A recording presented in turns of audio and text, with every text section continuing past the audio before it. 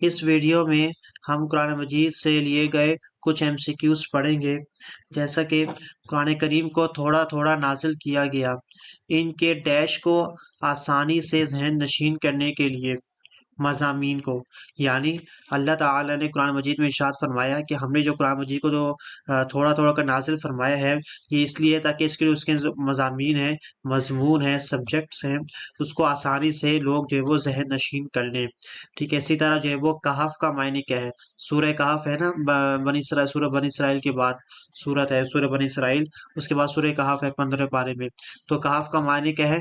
کہف کا معنی ہے پہاڑی غار۔ اسی طرح سورہ کہف میں ڈیش کا واقعہ بیان ہوا ہے، سورہ کہف میں اصحاب کہف کا واقعہ بیان ہوا ہے، جو کہ آپ کو پتہ ہے کہ اصحاب کہف تھے اور ان کے ساتھ ایک کتا بھی تھا۔ تو اصحاب کہف کا واقعہ سورہ کہف میں بیان ہوا ہے۔ تو سورہ کہف میں نبی پاک صلی اللہ علیہ وسلم سے اصحاب کہف اور حضرت ذوالقرنین کے بارے میں کافروں کے کیے گئے سوالات کے جواب دیے گئے، یعنی کافروں نے نبی پاک صلی اللہ علیہ وسلم سے اصحاب کہف کے بارے میں پوچھا اور حضرت ذوالقرنین کے بارے میں پوچھا، تو اللہ تعالیٰ نے سورہ کہف میں نبی پاک صلی اللہ علیہ وسلم کو کفار کے جو سوالات ہیں ان کے جواب عطا فرمائے۔ تو یہ سابق سورہ کہف میں لکھا ہوا ہے۔ اصحاب کہف کا جو واقعہ بیان کر کے کفار کی سرزنش کی گئی، ٹھیک ہے، تاکہ جو وہ کفار کو پتہ چل سکے کہ بھائی ہم نے جس نبی صلی اللہ علیہ وسلم کو تمہارے درمیان بھیجا ہے وہ حق ہے، ٹھیک ہے۔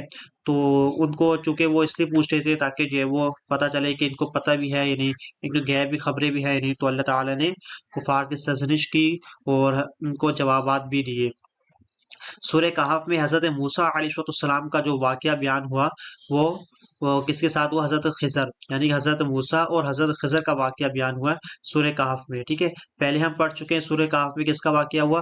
اصحاب کہف کا ہوا ہے اور حضرت ذوالقرنین کا ہوا، ٹھیک ہے۔ اس کے ساتھ ساتھ حضرت موسیٰ کا بھی واقعہ بیان ہوا ہے اور حضرت خضر علیہ السلام کا واقعہ بھی بیان ہوا ہے۔ اسی طرح قیامت کے دن زمین کو ڈیش میدان بنایا جائے گا، چٹیل میدان بنایا جائے گا، اور یہ جو ہے وہ قرآن مجید سے ثابت ہے۔